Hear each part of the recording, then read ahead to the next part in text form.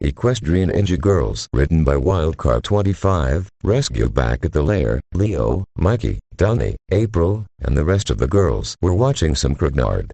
Suddenly Reth, Casey, Sunset, Rainbow, and Applejack ran in. Leo, guys. Reth called. We got a problem. Applejack called. What is it, guys? Leo asked, as the group got up. Where's Rarity? Twilight asked, seeing no sign of her. We were fighting the purple dragons, and then the footbats dropped in and took off with her. Casey answered. What? Spike and Pinky gasped in shock. Oh, no. Fluttershy gasped in worry. We have to find her. April stated. The group nodded, as Sunset turned to Donnie. Donnie, can you trace the signal on Rarity's phone? Already on it. Donnie answered, as he used his T-phone. Let's go. Leo called, as the group took off. Meanwhile at the warehouse, as Rarity was still trying to cut herself free from her rope bindings, she spoke out to Hun and the dragons. Could you please turn up the heat in here? It's chilly. It's fun to us. Hun answered. Just asking, Rarity replied, and since we're on topic of this hideout, you purple dragons are in desperate need of a designer. I mean, if I was living here I would give this place a little more color and pizzazz. Something you boys know nothing about. Fong spoke. Hey, we like how it looks. And I'm getting tired of your whining. Sid added. Rarity frowned and tightened her eyes upon the big member. Oh, this isn't whining. But if you want whining, I'll give you whining. The dragons were concerned by the threat, until Rarity cried with a whiny voice. These ropes are too tight. And this chair is so cold. I'm starving and my nose itches. She whined some more about minimal things, as Fong, Sid, and Tassa were covering their ears trying to drown her out, while Hun rolled his eyes. Elsewhere, the turtles, April, Casey, and the rest of the rainbooms were jumping roofs, as Donnie was tracking the signal. Anything, Donnie? Leo asked. We're getting close. Just have to keep going at this pace. The genius answered. Then let's pick it up. Mikey said, as they continued on. If those guys heard Rarity, I'm gonna, Spike barked, only for Twilight to cut him off. We'll find her, Spike. We have to. She said, as they hurried. At the warehouse, the door opened and Fishface and Tigerclaw entered, followed by 2 rows of footbeds. Rarity watched and saw them, knowing who was coming next. Shredder walked into the warehouse, as the footbeds, Fishface and Tigerclaw bowed their heads to him. The Shredder approached as Hun stood before him. Welcome, Master Shredder. Hun bowed his head in respect. I trust you remain true to your word? He asked. Of course, my lord. Hun assured him. Shredder looked and saw Fong, Sid, and Tassa cowering in a corner while covering their ears. What are they doing? You don't want to know, Hun answered. Please allow me to show you our captive. He led Shredder to the center of the room where Rarity sat. The fashion girl gasped in fright, as Shredder towered over her.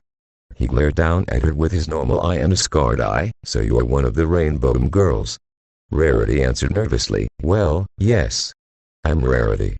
And I assume you are Shredder? She winced. Shredder answered, by making the blades in both his gauntlets extend. Rarity's eyes widened in fright. Okay, that answers that. Shredder spoke. The dazzling said you and your friends were nothing but trouble. So far, I am not seeing it. He said in disappointment. Rarity frowned. There's more to me and my friends than meets the eye. It is true, Master. Fishface agreed, still feeling shaken from Fluttershy's stare. Shredder looked back at Fishface, eyed frowning. We shall see. He answered. Rarity, feeling her ropes loosening from her cutting, knew she could slip out. Yes, we shall. She called, before surprising Shredder with a kick to his stomach. Shredder, taken by surprise, backed up a bit from the impact. Rarity made the chair fall backward and she rolled off it before standing up. She pulled out her sickle weapons, and stood ready. Like I said, more than meets the eye. She smirked. Shredder growled, and turned to his minions. Get her. Fishface, Tigerclaw, and the footbeds went on the attack. Rarity started fighting back against the footbeds with no problems, but one Fishface and Tigerclaw joined and then it was looking tough. Rarity was dodging Tigerclaw's 2 blaster shots, while Fishface ran up to her and fought using his butterfly knives. Rarity gagged from being too close to Fishface. Ugh, I am not a fan of seafood. He kicked the fish mutant in the face, making him back away. Tigerclaw jumped in and pulled out his large sword. Now you face me, little cub. He growled before charging her. Outside the building, the group arrived on the roof. As Donnie spoke, "This is the place. Look." Mikey spoke, as they looked down through the rooftop windows. They saw Rarity desperately defending herself from Tiger Claw and Fish Fist. "Rarity!" Spud gasped. "She can't take Tiger Claw and Fish Fist on her own," Leo said. "And they're the least of her worries," Donnie said, as they saw who was watching the fight. "Shredder!" The turtles gasped. Twilight looked down seeing the Shredder and gasped, as her dream vision came back to her. She groped from the memory, before Leo spoke. "Are you okay?" "I'm fine. But we need the help, Rarity," she answered. Back inside, Rarity was still defending herself from the two mutants. Things got worse when Hun and the dragons jumped in, and through their combined strengths knocked her off her feet and onto the floor. Tiger Claw and Fish Fist placed a foot each on her arms, pinning her down. Tiger Claw spoke. "You have lost." Shredder approached and looked down at her. "Splinter has taught you well, but he is a fool for training you and your friends." Rarity frowned. "Fool or not, at least he had what you did not deserve." Shredder, knowing what the girl was talking about, bellowed, "Silence!" Rarity shook. Shredder looked at Tiger Claw. "Finish her." "Yes, master." Tiger Claw aimed one of his blasters down at her. Rarity trembled, feeling this was the last of her, until the window glass shattered, and the turtles, Raindooms, April, and Casey jumped in. Leo and Ref knocked Tiger Claw and Fish Fist off Rarity so she could get up and retrieve her sickles. Twilight and Sunset ran over to her. "Rarity, are you okay?" Sunset asked. "I am now, thanks," she answered. Shredder saw the turtles glare at him. "Once again you come right to me." He noticed the girls, and these must be the rest of the Raindooms. "Guilty as charged." Pinky grinned. "And you must be Shredder." Rainbow tightened her eyes.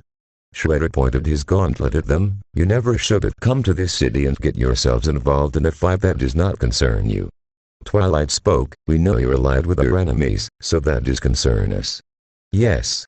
The Dazzlings have told me much about you and your friends, Princess. Shame they cannot be here at the moment to watch you fall at my hands. It's you who will be falling before us," Leo called, as the heroes went into battle once again. The Raindooms, April, and Casey took fight against the remaining Footbeds, Purple Dragons, Tiger Claw, and Fish Fist. The turtles went up against the Shredder, using all their skills against him. As Rarity and Applejack fought side by side against Fung and Sig, the country girl spoke. "How'd you manage to get free?" "I improvised," Rarity answered, as the two knocked the two dragons out. Pinky was jumping around avoiding Fish Fist's kicks, before she reached into her hair and pulled out a cream pie. "Taste." She threw the pie at the mutant's face, covering him with the cream. Fish Fist became blinded by the cream in his face and stumbled around. He stumbled right into Tiger Claw, and ended up tripping the tiger as he fell flat.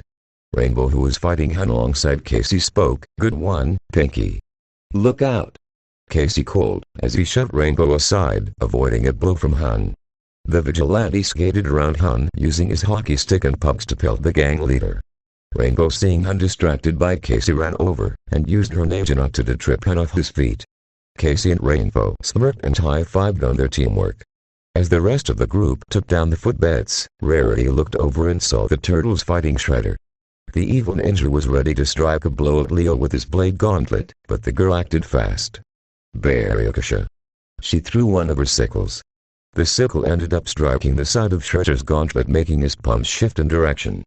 Leo, taking advantage, struck Shredder, making him fly back and land on the ground.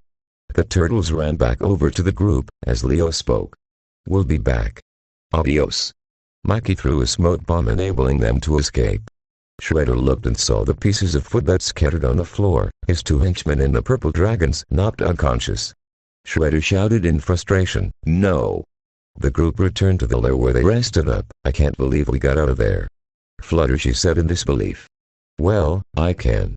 We're awesome," Rainbow boasted, until Splinter approached. "I am glad to see you all are okay." He looked at the fashion girl, "Especially you, Rarity." "Thank you, Sensei," she thanked him. "That's Shredder." When I looked him in the eye, I felt as if all I could see was hatred. I felt that way too when I looked at him, Twilight admitted. "I can't believe one man could be filled with so much hate." Fluttershy added. "I don't think any of my classic parties could put a smile on his face." Pinky put in. "Very few faced a confrontation with the Shredder and lived. You girls were fortunate that my sons were there." The rat explained. If he's capable of fighting like that, who knows what the dazzlings could be capable of under his belt. Sunset feared. Looks like we're really going to have to train even harder. Should we run into them? Applejack said. Yes, but do not train so hard that you wear yourselves out. Splinter warned them. I tried that when I feared my sons facing the Shredder, and made them work past their limits. I will not let you do that to yourselves. We shall continue to train at our own pace for now. Yes, Sensei. The girls agreed. When Splinter left, Rainbow spoke. Wow, Rarity, I can't believe you actually got to hit Shredder. Well, it didn't really affect him so much. But still, to have been able to land a blow like that felt so exhilarating. She said in nostalgia. And you really helped me back there when Shredder almost hurt me. Leo added. Girl, you are the bomb. Mikey cheered. Rarity did a flip of her hair. Naturally, it's how I am. She winked. Thanks for watching, and if you enjoyed the video, make sure to like and leave a